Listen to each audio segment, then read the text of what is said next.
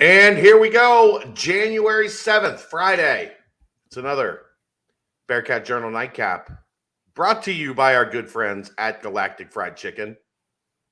Today was an interesting day in BCJ history, Aaron. Worlds collided. Tell me more. Joe from Danco Transmission went to Galactic Fried Chicken for lunch. Boom. And then Mike from 513 Shirts said, how about we get that Galactic Fried Chicken logo on a shirt? Oh, wow. I didn't know that. Just wait until you have a banner that's 17 feet long and on your wall. Worlds colliding everywhere. So Joe enjoyed his Galactic Fried Chicken. Said the tenders were awesome. Sauce was out of this world. Positive prevailed. You should go to Galactic Fried Chicken as well. We're family planning another trip here in the very near future because we haven't had it in a while, and the cravings are growing stronger. Fair enough. I'm gonna have to figure out when you're in town next and get you down there. Are you a fried chicken guy or are you a chicken tenders guy? I don't enjoy like the if I'm gonna eat bone in, it needs to be wings. Like I'm not here for like thighs and breasts and all that. Okay. Trying to eat chicken off all the bones and pick it all apart, and you're missing out because that's where the flavor is the bones. But well, like I said, wings. Neither here nor there, because you can get the chicken tenders. They have wings. They have wings. You can get the fried chicken wings if you want. And it's delicious. And you gotta. Are you a spicy guy? I don't think, have I ever asked you? I'm a spicy guy. Yeah, the chipotle honey mustard is chef's kiss. Drink good. Let me get some more of that.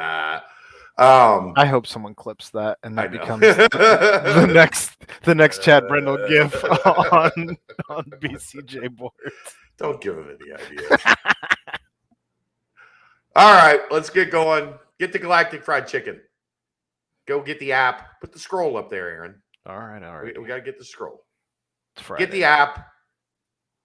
Go to Galactic Fried Chicken. Get the app, and you can get everything Galactic. You can order. You can have them bring it to your house. You can get the sauce. Boom. Now it sounds like you can get the shirt. We're working on the shirt. The shirt's not official yet, but we're working on that. All right. Well, the more things change, the more they stay the same, I suppose, in Bearcat land, as Desmond Ridder, not that this was a surprise. It was more of it wasn't an announcement. It was more of a thank you. Yeah. Posted on social media his goodbye video. I will warn you, there are two parts on the the Twitter video. Aaron has only watched the one part. Halfway there. He thought it was a cliffhanger. He was like, what happened to the rest of the video? What happened to the rest? There's two parts. You got to scroll down, get the second video.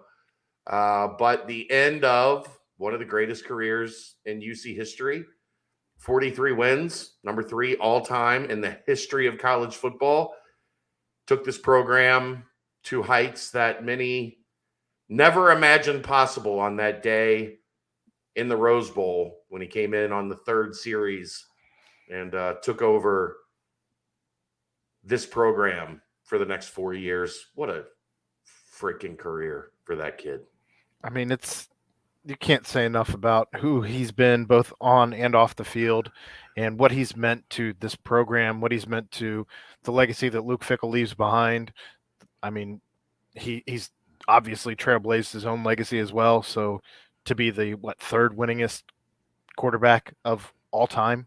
He's got more wins than Peyton Manning in college football history. Well done, Desmond Ridder. It's just something you never see, right? Like a true 4-year.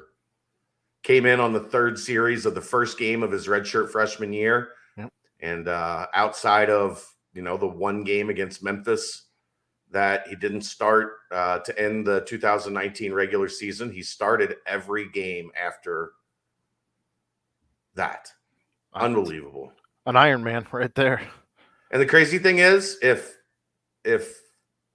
they play all of the 2020 season, potentially add, if they win the games, they were 9-1. Mhm. So a conference championship game and a bowl game is 14. So you potentially could have added 4 more wins. He would have been at 47, and he would have been, I think, second all time behind Kellen Moore. I don't want to shoulda, woulda, coulda his career. It was No, too I'm just good. saying, like he didn't get to play 4 games. I know. Thanks, COVID. Thanks, COVID, asshole. So just an unbelievable career. And the guy that got to maybe witness most of it more than anyone, his teammate for 3 years, Ben Bryant, who was his backup. Yep. And Ben Bryant's back. The prodigal son has returned. And that made some waves on Twitter today. We've been hinting at it here over the past since Ben went in the portal, that there was news coming. And with classes starting Monday, my understanding is Ben is in town and enrolled and through all of that process and is once again a Bearcat. And Luke Fickell always talks about competition. Iron sharpens iron. Now we get to see competition. Boy, God, I can't wait. Is it March yet? Like, I am so fired up for spring football because there is going to be so much to talk about. Like, yeah, the storylines are endless with this upcoming spring ball. Yeah, I can't wait. Can't wait. I don't know. I mean, you brought up the iron sharpens iron, obviously a mantra of both Luke Fickell and Brady Collins. And I know people are already starting to freak out like, oh, is Evan Prater going to go into the portal? I mean, if he does, so be it. I don't know that anybody's necessarily hearing that, but at the same time, competition is a good thing. You can't just hand somebody the keys to the Corvette without having really done anything. And so you bring in a guy who's had the experience of a full season as a starter at EMU and in Ben Bryant, and you'll get to see what Evan Prater's made out of. And, is Ben Bryant the guy? Who knows? We'll see. But I think if Evan Prater's the guy, he's going to rise to the level of competition. Yes. He's going to win the job. Right. And he's going to run with it. Like, that's how it should be. And this is the way that the transfer portal, I think, should be used in general. You shouldn't be finding necessarily the guy and hoping that you find the guy in the transfer portal. You should be bringing in competition like this to where I don't know. This seems like nothing but a good thing. Each spot is different. There are going to be times where you're like, oh boy, we're really thin because of attrition and graduation and early entry in the draft and whatever, where you're like, oh man, like we really need da-da-da. I'm just hoping they don't put all the eggs in that basket at any position to where I'm just saying that out of the I'm just saying there are moments where it's like, yes. Okay, we need to make sure that we have this. We need a starter at this position, mm-hmm. And it's going to be used for that at times. What they needed is, like we've talked about this week, you were going to have a redshirt sophomore, a redshirt freshman, and a freshman with a total of like 40 college snaps between them as your quarterbacks. You just fixed that. Yeah, now you have a different problem. With a guy that you're very familiar with as well, which is a rarity to have. And a guy that Gino Guidugli loves. So I'm with you. I can't wait to see the quarterbacks slinging the ball around in spring ball. It's going to be so much fun this spring. Oh my goodness. Well, and you've already seen the recruits, the incoming 2022 class, the early enrollees, just all over Twitter saying that they're in town, they're on campus, and they're ready to get started. And it just hypes you up. Like, as much as the Alabama game may have let some people down, like, just turns you right back up to know that these guys are already getting started here on the week of, first week of January. So we also got news. Do you have anything else on Ben Bryant coming back? Nope. No. We also got news. Javon Hicks returning for the 2022 season. He's running it back. And that was a necessary one because you needed somebody in the back end of that defense with some experience. You're going to have Arquan Bush that's played a lot of football, but you needed somebody else back there. I think, losing 4 of 5 of your starters is a lot. Losing 3 of 5 is still a lot, especially with the caliber of those guys. Yeah, you're losing 3 to the NFL and probably fairly early in the NFL draft process. I don't even think Brian Cook's going to be waiting. If he goes to day 3, I don't think he's going to be waiting long on day 3. No, I don't see him lasting past the 4th round, honestly. Yeah. But so big decision for the Bearcats, and should kick off a run of hearing some guys that are going to make their decisions. And I think a lot of those decisions are going to be favorable for Cincinnati as we start looking towards the prospects of 2022. Ben's back. Hicks is back.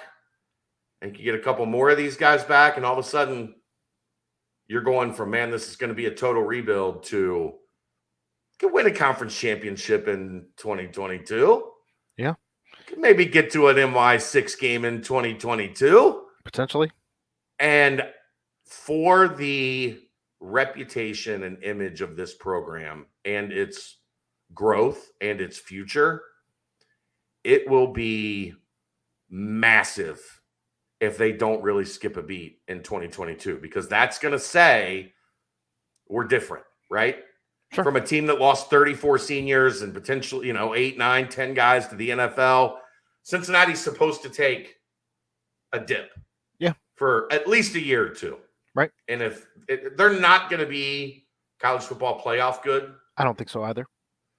But if they're back at the top of the American and once again in the top 25 and competing for New Year's Six bowls, then you can say, look, man, this program is at a level that it's never been before, because it's never been able to sustain what it, went through going into 2022. I think Ben helps with that a lot. Mm-hmm. Hicks helps with that a lot. Mm-hmm. And hopefully each day here as we go forward, we can start adding names to the mix on guys that we can look forward to seeing in the spring. Well, and how much of a glowing endorsement is that on the staff here that Ben left for a year, went and started somewhere, could have just ran things back with Emu, and instead chooses to come back here with a team that he never really got that opportunity, but he obviously saw something here that he loved and wanted to come back to. It's gonna be interesting. Mm-hmm. Gonna be interesting. And look, you had all the COVID guys return last year. So many of those COVID seniors returned last year. And if it happens again, that's sending a message that this is a program built on an incredible foundation that everybody can believe in. And there's a reason you come here. It's because they're going to take care of you. So, gotta love it for Clifton. Love it. All right. I don't have anything else to you. I think there was a couple guys that walked away with 2 walk-ons, Michael Keys, and then there was another guy who signed on as a preferred walk-on. That one I think the staff is pretty excited about. His name's Jesse Meyer. Listed as an athlete. Coldwater. He's a tight end. Right. 6'4". He's all Ohio in the triple jump. He's got good athleticism. He runs in the 4.5s. I think that's one. From my understanding, he had some opportunities in the MAC and at that level. Okay. And he wanted to play big time football. So he's going to come to Cincinnati and earn his spot. And I think that could be one in a couple years that we're talking about, the kid made good and found a way to get on the field and earn himself a scholarship. So that's not unprecedented here with Luke Fickell and his staff either. It has happened before. Mm-hmm. And Michael Keys, Joey Grober, 2 walk-ons that Keys played a lot of special teams. And Grober was on the 2 deep for most of the season on the offensive line. So those are 2 depth pieces. They're not just your standard, walk-on decides it's time to get on with life and there's no impact. Yeah. Those are guys that'll leave a little bit of a mark because, Keys, if you looked at Keys, you would have been convinced he was a scholarship kid. He looked the part. Fair enough. But yeah, he did put out his letter that it was time to retire from football, and good for him. Yeah.